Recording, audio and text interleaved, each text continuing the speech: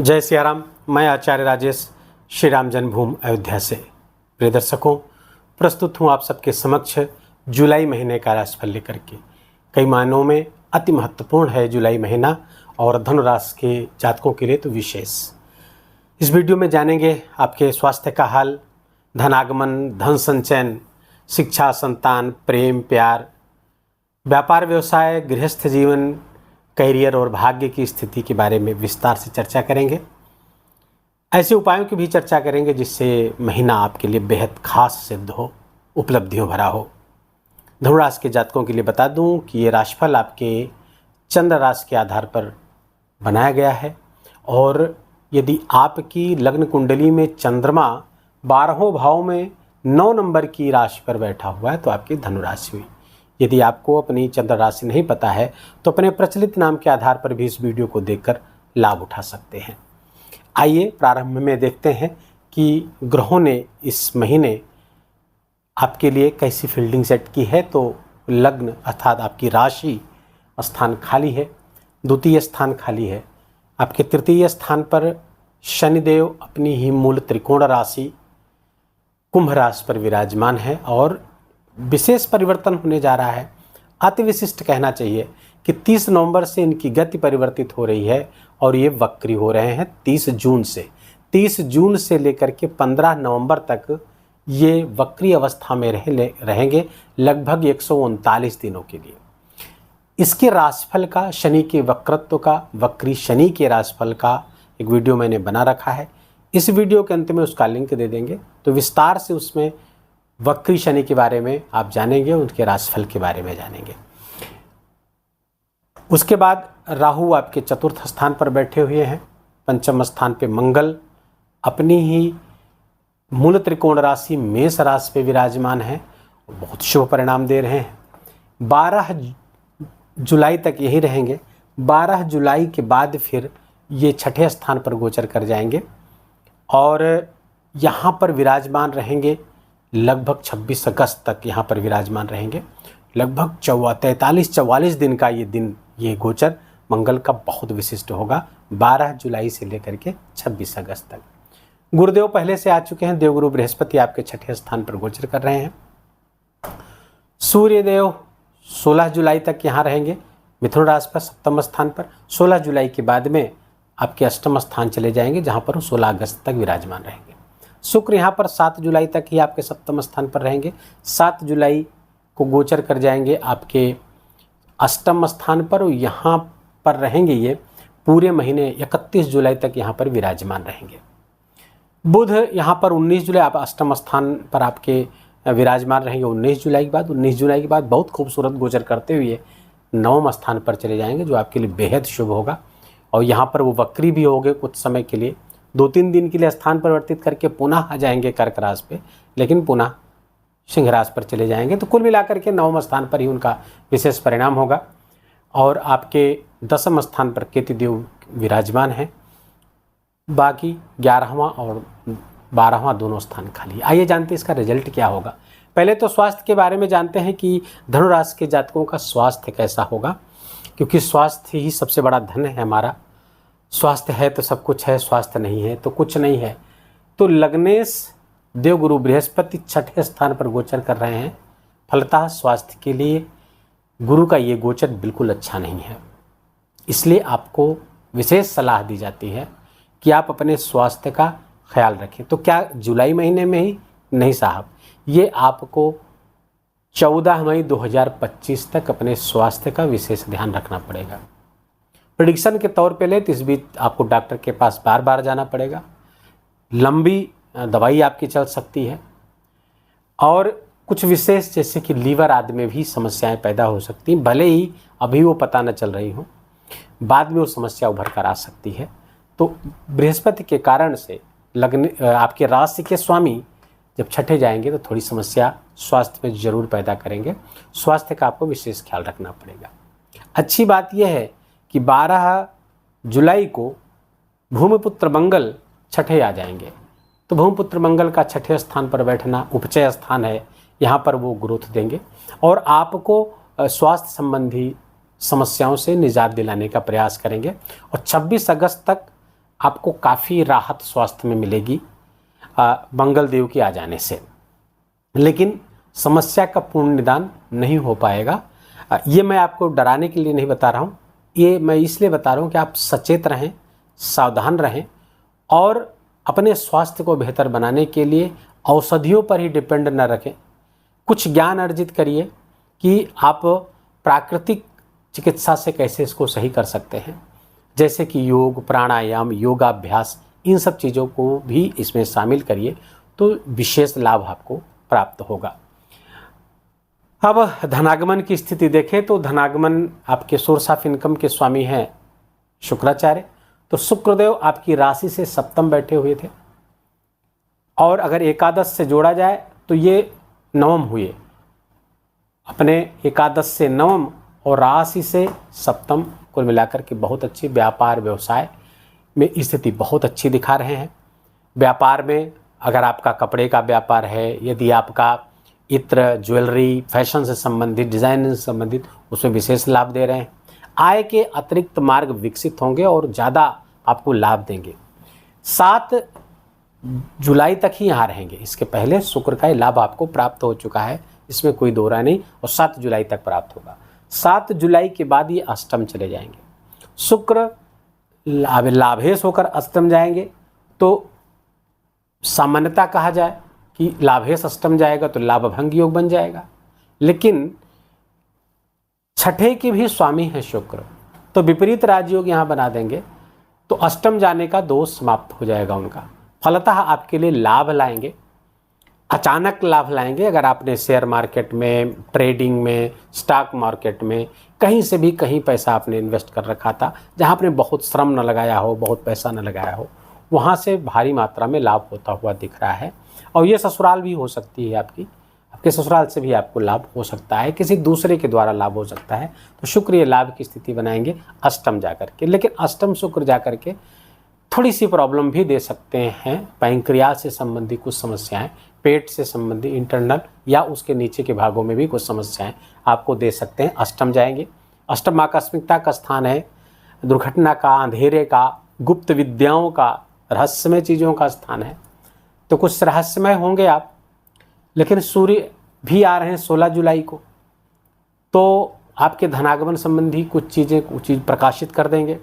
कुछ आपके रहस्य बाहर आ सकते हैं जिसके कारण आपको समस्या पैदा हो सकती है, मित्रों में, दोस्तों में, घर परिवार में, सोसाइटी में, जहाँ भी है कुछ ऐसे रहस्य आपके बाहर आएंगे। कुछ चीज़ें जो आपने गुप्त रखी थी अचानक से प्रकाशित हो जाएंगी, जिससे आप असहज हो जाएंगे। मैं बात कर रहा था धनागमन की। धनागमन की अच्छी स्थिति है, अभी चल रही 7 जुलाई तक, उसके बाद भी अच्छी रहेगी। धन संचयन की स्थिति को देखें तो आपके द्वितीय स्थान से हम कुटुंब, वाणी, धन संचय, डिपॉजिट, ये सब देखते हैं। तो उसके स्वामी शनि वक्री हो रहे हैं तृतीय स्थान पर।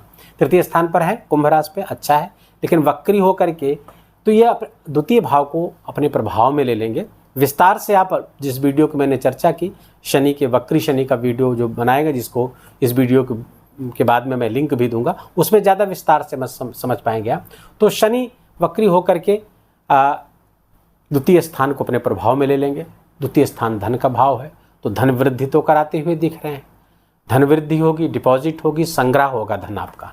लेकिन कुछ कुटुंब से कुछ पहले के आपकी बातें, पहले का आपका छोड़ा हुआ कार्य, कुटुंब से, परिवार से संबंधित चीज़ें, पैतृकता से संबंधित चीज़ें, पैतृक ज़मीनों से संबंधित कुछ कार्य पहले से जो आपने छोड़ रखे थे, जो आप पड़ा हुआ था पेंडिंग में, उसको आपको करने पड़ेंगे इन 5 महीनों में। लगभग 139 दिनों का ये पीरियड होगा। इस बीच जो चीज़ें सामने आएंगी उसको आपको निपटारा करना पड़ेगा।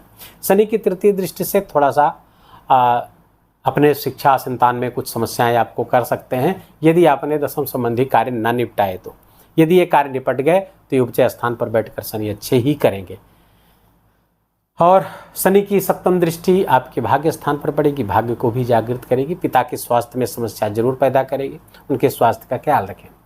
शनि की 10वीं दृष्टि द्वादश स्थान पर पड़ेगी, व्यय का स्थान है, खर्चे आपके बढ़ सकते हैं, बाहर ट्रैवल करना पड़ सकता है, जिसके कारण से आपके संचित धन में कुछ कमी आ सकती है। तो इन बातों का ध्यान रखिएगा। अब आप बात करते हैं आपके शिक्षा संतान के बारे में। तो यहाँ शिक्षा संतान के स्वामी मंगल देव वहीं पर विराजमान है, 12 जुलाई तक यहाँ रहेंगे।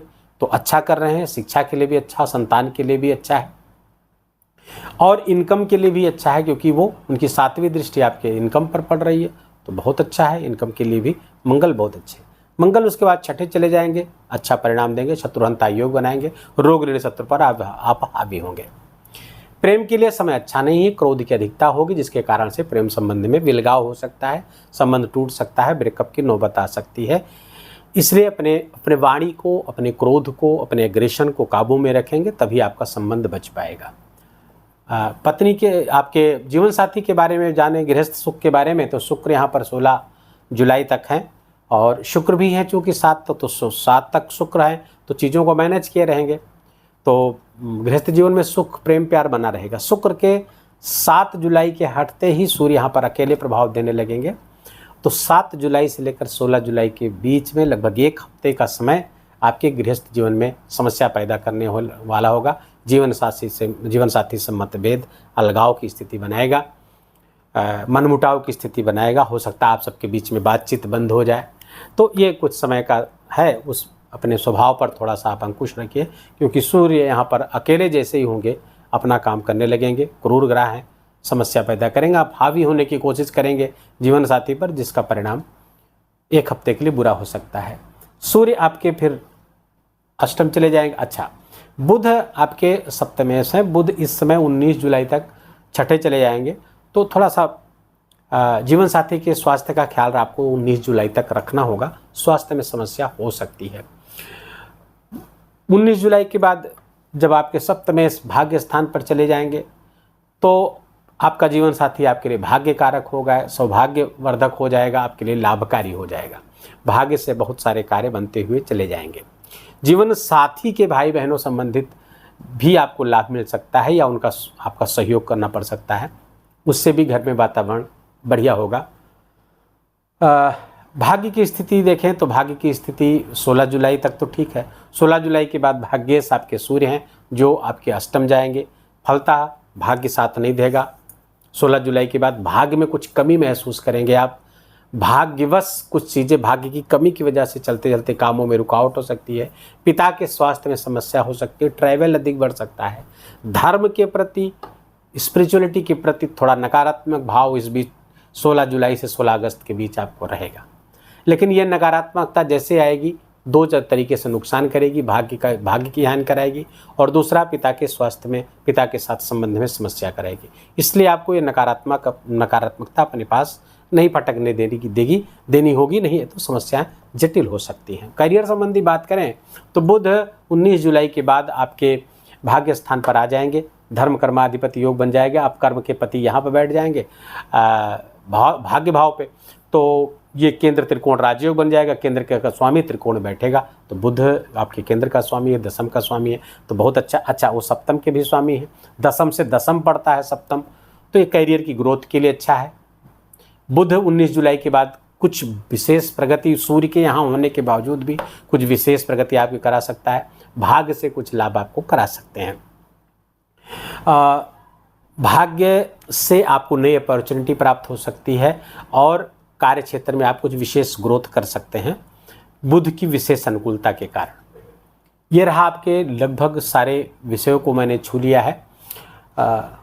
उपाय के तौर पर आप क्या करें, तो पहले तो वक्री शनि का उपाय करना बहुत आवश्यक है। यद्यपि उपचय स्थान में है धनुराशि के लिए, वक्री शनि तमाम फायदे भी लेकर के आए हुए हैं, लेकिन जो सावधानियां बताई गई हैं वक्री शनि वाले वीडियो में, उसको विशेष आप सुन लीजिए। संबंधित उपाय भी करिए और सावधानियां भी रखिए। दूसरे विशेष उपाय के रूप में देखें तो सूर्य की आराधना बहुत आवश्यक है आपके लिए, और ये 16 अगस्त तक सूर्य का अनुकूल रहना आपके लिए बहुत आवश्यक है, अन्यथा कुछ समस्याएं हो सकती हैं। तो पिता की स्वास्थ्य में समस्या, आपके एक्सीडेंट भी हो सकते हैं, कि सूर्य जब 16 जुलाई को जाएंगे तो कुछ एक्सीडेंट कारक स्थिति भी बना रहे हैं, तो वाहन आदि भी बहुत सावधानी पूर्वक आपको चलाना होगा। राहु और केतु आपके बैठे हैं, तो राहु माता जी के स्वास्थ्य में समस्याएं देंगे। मीन का राहु चतुर्थ अच्छा नहीं होता है। केतु दशम कुछ अच्छे परिणाम दे सकते हैं, करियर में ग्रोथ आपको दे सकते हैं। तो एक तो सूर्य भगवान की आराधना, जल आदि चढ़ाना, सूर्य भगवान को अर्घ देना, गायत्री मंत्र का जप करना, आदित्य हृदय स्तोत्र का पाठ करना, सूर्योदय के पहले उठ जाना, सूर्य का मेडिटेशन करना, ये सब बहुत आवश्यक है आपके लिए। और हो सके तो विष्णु सहस्त्रनाम का पाठ एक बार दिन में जरूर सुन लिया करिए। हो सके तो प्रातः, नहीं तो सोते समय जरूर सुनेंगे तो फिर बुध की स्थिति बहुत अच्छी हो जाएगी। और जितना परिणाम की हम अपेक्षा कर रहे हैं बुध से शुभ परिणाम की, वो आपके लिए और बड़ा परिणाम लेकर के आएगा। कुछ चीज़ों को अगर छोड़ दिया जाए, स्वास्थ्य को, कुछ आकस्मिक चीज़ों को, तो ये महीना आपके लिए बेहतर होगा। बड़े परिणाम लेकर के आता हुआ दिख रहा है। कुछ बड़े परिणाम आपके हो सकते हैं करियर के क्षेत्र में, सोसाइटी के क्षेत्र में, धन आगमन के क्षेत्र में कुछ बड़ा होने वाला है। इन्हीं शुभकामनाओं के साथ कि सब कुछ अच्छा हो, सब कुछ मंगल कारक हो, महीना आपका यादगार हो। वीडियो को यहीं विराम देंगे। वीडियो यदि आपको अच्छा लगा हो, आपके काम का लगा हो, तो कृपा करके वीडियो को लाइक करिएगा, अपनों के साथ शेयर करिएगा और कमेंट में बहुत प्रेम से जय सिया राम अवश्य लिखिएगा, भूलिएगा नहीं। मेरा विशेष निवेदन है, विशेष आग्रह है आपसे। चैनल पर यदि आपका प्रथम आगमन है तो आपका हार्दिक स्वागत है। चैनल को सब्सक्राइब कर लीजिए, बेल आइकन की घंटी दबा लीजिए ताकि नए वीडियो का नोटिफिकेशन आप तक पहुंचता रहे। अपना ख्याल रखिए, अपनों का ख्याल रखिए, माता पिता की खूब सेवा करिए और इस मानसून के मौसम में एक वृक्ष जरूर लगाने का संकल्प लीजिए। जय जय सिया राम।